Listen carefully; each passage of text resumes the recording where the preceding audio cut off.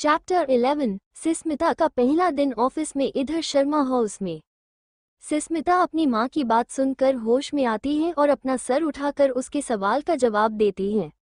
सिस्मिता, माँ मैं बिल्कुल ठीक हूँ। मायत्री जी, बेटा कोई तो बात है इसलिए तुम इतनी चुप हो, बातों बेटा अपनी माँ को नहीं बताओगी। सिस्मिता अपनी माँ के गले में अपनी बाहें डालते हुए, माँ मैं बिल्कुल ठीक हूँ, आप ये छोड़ो, मेरे एक सवाल का जवाब दो। मैत्री जी, क्या सवाल है प्यारी, पूछ। सिस्मिता, माँ हम किसी इंसान को कई बार कुछ उल्टा सीधा बोलते रहे और वो कुछ ना बोले ने, लेकिन अचानक ही वह इंसान गुस्सा हो जाए, आप पर चीला दे, तो क्या वह इंसान शांत है या गुस्से वाला? मायत्री जी, हम जिस हिसाब से तुम ये बता रही, हो सकता है उस इंसान को पता हो कहाँ शांत रहना चाहिए और कहाँ गुस्सा करना चाहिए। अब आगे बढ़ते हैं। सिस्मिता अपनी माँ की बातें सुनकर थोड़ा कंफ्यूज होते हुए फिर से पूछती है। सिस्मिता, माँ अकेले में इंसान एक आम आदमी की तरह बिहेव करे और के सामने तुम पर गुस्सा के, तो इसका क्या मतलब? सिस्मिता की माँ उसे समझाने की लहजे में, मायत्री जी बेटा हो सकता है वह अकेले में भी गुस्सा हो, पर उसे डर हो कि वो उस वक्त कुछ ऐसा वैसा ना कर दे, इसलिए औरों के सामने गुस्सा हो कि अगर वो कुछ कर तो सामने वाले रोक सके। सिस्मिता जो अभी भी कंफ्यूज थी वो और सवाल ना करते हुए अपना सर हाँ में हिला देती है और बेड से उठते हुए अपनी मम्मा को गुड नाइट बोलने जाती है कि मायत्री जी उसका हाथ पकड़कर उसे वापस कुड़ के पास बैठा लेती हैं। उसे पूछती है, अपने सवाल का जवाब तो ले लिया, पर अब मेरे सवाल का जवाब दे। सिस्मिता, हाँ माँ बोलो क्या सवाल है? मातृ जी, यही कि तू ये सवाल क्यों कर रही है? सिस्मिता इस बात पर थोड़ सोच में आ जाती है कि क्या जवाब दे अपनी माँ को। उसकी माँ उसे फिर से हिलाकर बोलती है, कहाँ खो गई? सिस्मिता, कहीं नहीं माँ, कल ऑफिस का पहला दिन है न, तो लेट हो रहा, अभी सोऊगी तभी तो सुबह जल्दी उठी, तो मैं जा रही हुई माँ, गुड नाइट। वो भी एक पल की भी देरी किए उनके कमरे से निकल जाती है। इधर वर्मा हाउस सभी इस वक्त डिनर कर रहे थे। डी के बड़े ही आराम से अपने खाने में डूबा हुआ था। उसी के बगल में बैठी अवनी और मामा जी दोनों ही चोर नजरों से उसे देख रहे थे। तभी उस डाइनिंग टेबल पर बैठे दादाजी राज वर्मा जी उन दोनों ऐसे देखकर पूछते हैं, राज वर्मा क्या हो गया, तुम दोनों को तब से देख रहा हूँ दीर्शे को है देखे जा रहे हो और मंद मंद मुस्क भी रहे हो। उनके इस तरह पूछने से अवनी और मामा जी थोड़ा हड़बड़ा जाते हैं और डीके भी अपना खाना छोड़कर उन्हें ही देखने लगता है। राज वर्मा, क्या हुआ? पूछा दो लोगों से और जवाब किसी के पास नहीं। अवनी और मामा जी दोनों ही एक साथ, कुछ भी तो नहीं हुआ, हम तो अपने खाने पर ही ध्यान दे रहे हैं। उनका ये जवाब सुन राज वर्मा जी हाँ में सर हिलाते हैं और सब खाना खाकर अपने अपने रूम में चले जाते हैं। पर डीके को कहाँ नींद आने को थी, डीके तो लिफ्ट में ही खुद का ख्याल छोड़ आया था। वो सिस्मिता के बारे में ही सोच रहा होता है। वो उस लिफ्ट में हुए अपने और सिस्मिता के नज़दीकियों के बारे में सोच रहा था जब वो उसके बहू में थी। उसका मासूम सा भरा चेहरा जिसे देखकर कोई भी उसका दीवाना हो जाए, उसकी वो काली गहरी बड़ी बड़ी आंखें जिसमें डूबने का मन करे। डीके यही सब सोच हुई उसके चेहरे पर एक अलग ही चमक और मुस्कुराहट दिख रही थी। पता नहीं कब वो ये सोचते सोचते अपने बिस्तर पर आकर लेटता है और उसे नींद आ जाती है। सुबह का वक्त सिस्मिता ऑफिस के लिए निकल रही होती है और उसकी माँ उसे दही शक्कर खिला रही होती है। उसके पिता माधव शर्मा जी भी उन्हीं के साथ उसे बड़ी ही प्यार भरी नज़रों से देख रहे थे। सिस्मिता जाते हुए अपने पापा के पैर छूकर आशीर्वाद लेती हैं। माधव जी उसकी तरफ अपना हाथ बढ़ाकर कहते हैं, तू हमेशा इसी तरह काबिल रहो और कामयाब बनो, तुम्हें कोई ऊंचाई छूने से नहीं रोक सकता। सिस्मिता उनकी इस आशीर्वाद पर एक बहुत सी बड़ी इस्माइल करती है और अपने माँ और पिता दोनों को ही कसकर गले लगाकर घर से निकल जाती है। सिस्मिता जैसे ही अपने घर से बाहर निकलती है तो उसे उसके सामने जीवा अपनी कार में ड्राइविंग सीट पर बैठी पाती है और वो एक प्यारी सी स्माइल लिए उसके पास जाती है और उसे थोड़ा टॉन्ट करते हुए, क्या बात है कुंभकर्ण की बहन बड़ी जल्दी उठ गई। जीवा उसकी ये बात सुनकर कार से उतरते हुए, बड़ी जालिम दोस्त है, एक तो तेरी हेल्प करने के लिए मैंने अपनी नींद का त्याग किया और तू मुझे इस तरह बोल रही है। सिस्मिता अपने मुंह पर हाथ रखते हुए, बड़ी आए मेरी मदद करने वाली, तूने कुसी की मेरी मदद बोल, मुझे तो नहीं लग रहा है कि तूने मेरी मदद की हो। जीवा, कि नहीं है करूँगी तुझे तेरे ऑफिस छोड़कर, समझी जालिम लड़की। सिस्मिता उसकी ये बात सुनकर तो क्या ऐसे खड़े खड़े ही मुझे ऑफिस पहुंचाई गई? जीवा, अरे नहीं मेरी जान, पापा से लड़कर सिर्फ तुझे ड्रॉप करने के लिए है। पापा ने मुझे सिर्फ 3 घंटे के लिए कर दी है, तो हम खड़े खड़े थोड़ी जाएंगे। दोनों है कार में जाकर बैठती है जीवा ड्राइविंग सीट और सिस्मिता उसके बगल वाली सीट पर। सिस्मिता, सीट बेल्ट को लगाती हूँ। वैसे मेरा ऑफिस तो 40 मिनट में ही आ जाएगा, तो ये बाकी के 2 घंटे 20 मिनट कहाँ वक्त गुजरने वाला है। जीवा कार को स्टार्ट करते हुए, अब तू समझ ही गई है तो पूछती क्यों है? सिस्मिता, अच्छा नहीं पूछती ठीक, अब जितनी जल्दी हो मुझे ऑफिस पहुंचा। जीवा, क्यों नहीं हुजूर, ये नाची आपके लिए ही तो हाजिर किया गया है। और दोनों ही ऑफिस के सफर के लिए निकल जाती हैं। इधर वर्मा इंडस्ट्री डीके कब का ऑफिस पहुंच चुका था और अपने केबिन में बैठकर अपने कुछ एम्प्लॉय के साथ कुछ डिस्कस कर रहा होता है। और आज उसका मूड ठीक था, इसलिए सभी एम्प्लॉय के साथ बड़े ही आराम से बात कर रहा होता है। तभी अचानक उसका फ़ोन बजता है। वो स्कूच करके फ़ोन पर बात करने लगता है।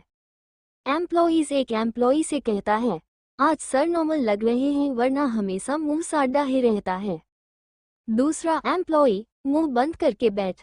तभी डीके अपना फ़ोन रखकर अपने एम्प्लॉई से कहता है, ओक आज की मीटिंग यही ख़त्म करते हैं, और ध्यान रहे कि ये प्रोजेक्ट बहुत इम्पोर्टेंट है, तो कोई मिस्टेक नहीं होनी चाहिए। और सभी उसे थैंक्स बोल केबिन से बाहर निकल जाते हैं। सिस्मिता कार से उतरते हुए जीवा को बाय बोल रही थी। जीवा, उसे ऑल द बेस्ट, मेरी सिमो जमकर काम करना हो, बोल कार लेकर अपनी स्टार्ट कर चल देती है। सिस्मिता भी अपने दिल में छुपा डर को संभालते हुए अपने चेहरे पर एक मुस्कान लाती है और ऑफिस की तरफ बढ़ जाती है। वो रिसेप्शनिस्ट के पास जाकर उसे अपना लेटर देते हुए कहती हैं, जी मुझे मिस्टर माथुर से मिलना था, उन्होंने कहा था वो मिलेंगे इस टाइम पर। वो रिसेप्शनिस्ट उस लेटर को पढ़ते हैं, फिर एक बड़ी ही प्यारी सी स्माइल पास कर उसे कहती हैं, जी मिस्टर माथुर ने आपको 3 फॉलो पर अपने केबिन में बोलिया है, वो आपको वही मिलेंगे। सिस्मिता कुछ पूछने को ही होती है कि एक बार फिर वो रिसेप्शनिस्ट कहती हैं, मैम लिफ्ट राइट साइड में है। सिस्मिता को उसके पूछने से पहले ही जवाब मिल चुका था। वो उसे थैंक्स बोल आगे लिफ्ट की तरफ बढ़ जाती हैं। लिफ्ट की तरफ जाते ही अचानक ही उसे कल के हुए हादसे की याद आ जाती है और डीके का हैंडसम चेहरा उसके आंखों के सामने आ जाता है।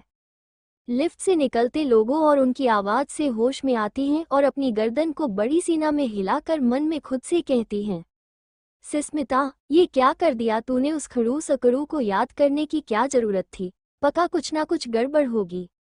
लिफ्ट में जाकर वो 3 प्रेस करती हैं और लिफ्ट उसे उसकी मंजिल तक पहुंचा देती हैं। लिफ्ट से बाहर निकलकर वो किसी से पूछकर मिस्टर माथुर की केबिन के पास पहुंचती हैं और नॉक करती हैं और कहती हैं, सिस्मिता, मैं ई केमिंग सर। उसे उस केबिन से कोई आवाज़ नहीं आती है। वो सोचती है कि शायद किसी ने सुना नहीं, तो वो का बार फिर से नॉक करती है। इस बार भी कोई जवाब नहीं आता है। सिस्मिता इस बार थोड़ा गेट को हल्का से खोल कर देखती है तो डोर खुला ही था, तो वो पूरा ही खोला कर उस केबिन में चली जाती है। उस केबिन में अंधेरा था जिसे कुछ भी दिख नहीं रहा था, तो सिस्मिता ने इस बार बोला, सिस्मिता, मिस्टर माथुर आप है क्या ऑफिस में? इतना अंधेरा क्यों है सर? आज के लिए इतना ही, क्या होगा आगे? कैसा होगा सिस्मिता का पहला एक्सपीरियंस? क्या होगा जब डीके को अपनी सेक्रेटरी के बारे में पता चलेगा? चैप्टर 12 डीके का सिस्मिता के हाथों पीटना। उसे उस केबिन से कोई आवाज़ नहीं आती है। वो सोचती है कि शायद किसी ने सुना नहीं, तो वो का बार फिर से नॉक करती है। इस बार भी कोई जवाब नहीं आता है। सिस्मिता इस बार थोड़ा गेट को हल्का से खोल कर देखती है तो डोर खुला ही था, तो वो पूरा ही खोला कर उस केबिन में चली जाती है। उस केबिन में अंधेरा था जिसे कुछ भी दिख नहीं रहा था, तो सिस्मिता ने इस बार बोला, सिस्मिता, मिस्टर माथुर आप है क्या ऑफिस में? इतना अंधेरा क्यों है सर? ए फ्लैट कहानी की तरफ बढ़ते हैं। सिस्मिता उस कमरे में जाकर मिस्टर माथुर को आवाज़ देती है थी। उसे कुछ हलच महसूस होती है। वहाँ बहुत ही अंधेरा था जिसे सिस्मिता को कुछ भी दिख ही नहीं रहा था और वो उस हलचल से डर जाती है। तभी उसके कान में किसी की आवाज़ जाती है, वो फाइल कहाँ है? मुझे कुछ भी दिख नहीं रहा है, बहुत इस केबिन में इतना अंधेरा क्यों है? सिस्मिता अपने मन में ही सोचने लगती है कि कौन हो सकता है, इतने अंधेरे में कौन सी फाइल ढूंढ रहा है। फिर कुछ देर में का बाद फिर वो शख्स बोलता है, तू जानता है ना वो फाइल कितनी इम्पोर्टेंट है वर्मा के लिए? सुस्मिता अपने मन में, वर्मा के लिए जरूरी है तो ये कहीं कोई चोर तो नहीं जो वर्मा इंडस्ट्रियल को प्रॉब्लम में डालने के लिए उनकी फील चुराने आया हो। सुस्मिता उस अंधेरे में अपना सरना में हिलाते हुए खुद से, नहीं मैं ऐसा नहीं होने दे सकती, इसे तो मैं अभी बताती हूँ। अपने मन में एक अलग ही ख्याली प्लाव लिए सुस्मिता अपना बैग अपने कंधे से निकल उसे अपने हाथों की मुट्ठी में भर वो उस हलचल और आवाज की तरफ बढ़ जाती है। और जैसे ही उस शख्स को फाइल मिलती है वो बोलता है, मिल गई फाइल, फाइनली मिले तो, वरना इस अंधेरे में ढूंढना कितना मुश्किल था। तभी उस शख्स के कानों में सुस्मिता की आवाज जाती है, अब मेहनत की है तो इनाम भी ले लो।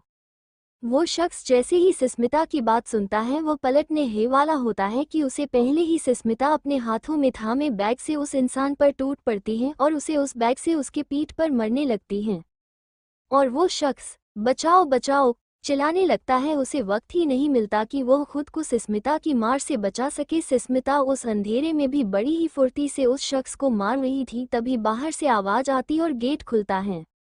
जिसने गेट खोला था वह भी उस अंधेरे में ही चीला रहा होता है, क्या हो रहा है, कौन हो तुम सब और मेरे केबिन में क्यों हो। उस शख्स की बात सुन सुस्मिता समझ जाती है कि मिस्टर माथुर अपने केबिन में आ चुके हैं।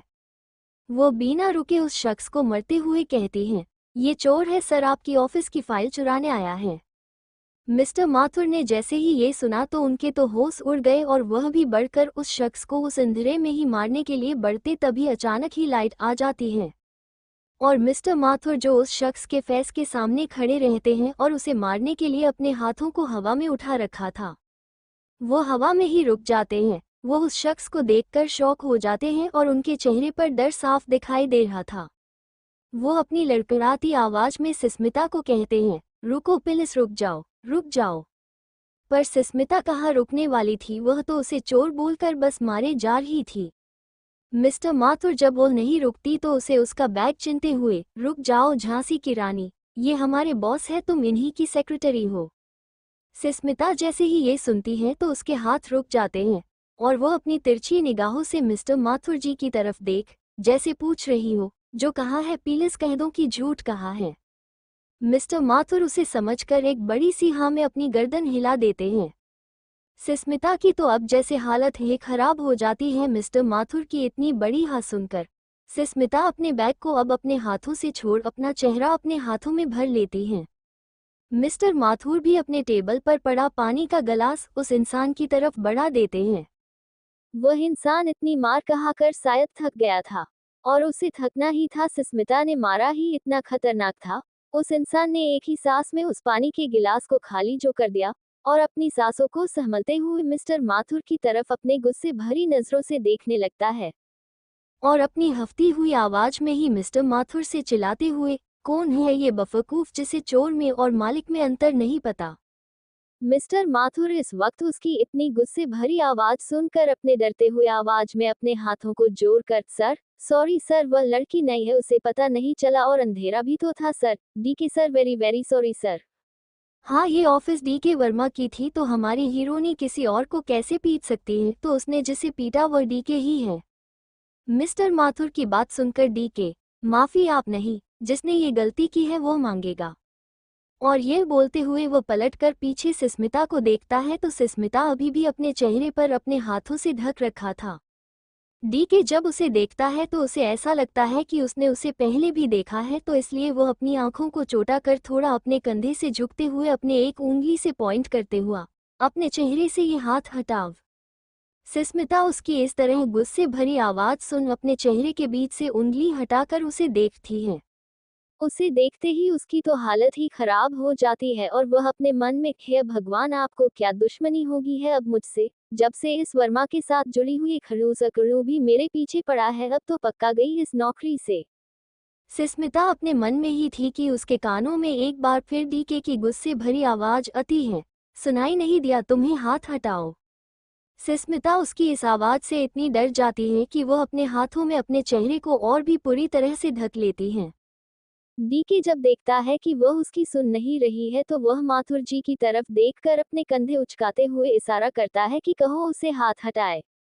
मिस्टर माथुर उनकी बात को समझकर सुस्मिता से, बेटा अपने चेहरे से हाथ हटाओ। सुस्मिता तभी हाथ नहीं हटाती तो इस बार तो डीके का गुस्से का परा और भी सर चढ़ जाता है। और इधर माथुर जी मन में, ये लड़की पागल हो गई है क्या, गलती करके सॉरी बोलने की जगह चेहरा छुपा रही है। और डीके की तरफ देखकर सर की आंखें तो देखो कितनी लाल हो गई हैं गुस्से से। डीके से अब और गुस्सा काबू नहीं हो पाता तो वह एक कदम बढ़ाकर सुस्मिता के कलियों को पकड़ उसके चेहरे से अलग करता है। और वो जैसे ही सुस्मिता के डरे सहमे चेहरे को देखता है तो शौक हो जाता है, क्योंकि वो सिर्फ डरी या सहमी नहीं थी, वो रो भी रही थी। उसके बड़ी सी उस काली गहरी आंखों में बड़े बड़े आंसू की बूंदें झरने की तरह गिर रहे थे।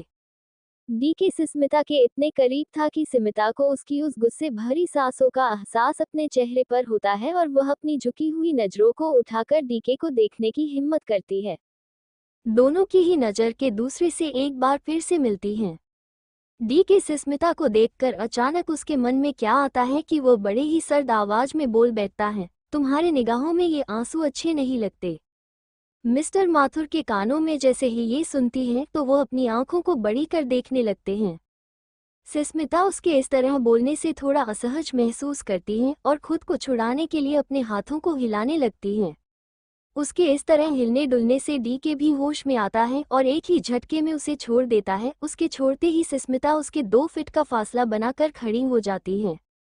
डीके मिस्टर माथुर की तरफ देखकर अपने उसी अंदाज में, क्या कर रही है ये लड़की यहाँ पर और किसने रखा इसे मेरी सेक्रेटरी की जॉब पर। मिस्टर माथुर उसे उस दिन की हुई सारी बातों को समझते हुए बताते हैं कि कैसे उनके एक एम्प्लॉई की वजह से ये हुआ है। डीके जब पूरी बात सुनता है तो बड़े ही शांत भाव के साथ वो कहता है, निकल दो इसे मेरी सेक्रेटरी की जॉब से और इसे उसी के लिए रखो जिसके ये लायक है। उसकी इस बात से तो सुस्मिता की सांस ही अटक जाती है, लेकिन जब वो ये सुनती है कि उसे जॉब से निकला जा रहा है कंपनी से नहीं, तो उसे इस बात की खुशी होती है। माथुर जी की तो हिम्मत ही नहीं होती कि वो कुछ कह सके, इसलिए वो सुस्मिता की तरफ बढ़कर, तुम्हें सेक्रेटरी की जॉब से निकलकर अकाउंटर के लिए फिर से इंटरव्यू देना होगा, तब जाकर तुम्हें जॉब मिलेगी। तभी एक और आवाज आती है, वो वही जॉब करेगी जिसके लिए उसे चूज किया गया है। तीनों ही उस आवाज की तरफ देखने लगते हैं। वो कोई और नहीं डीके के दादाजी राज वर्मा होते हैं, जो अपने कुछ एम्प्लॉइज के साथ कुछ काम से उस केबिन की तरफ आ रहे थे। तो क्या होगा अब, सुस्मिता की जॉब रही या गई? क्या डीके जो अपने दादाजी से ढंग से बात भी नहीं करता मानेगा उनकी बात?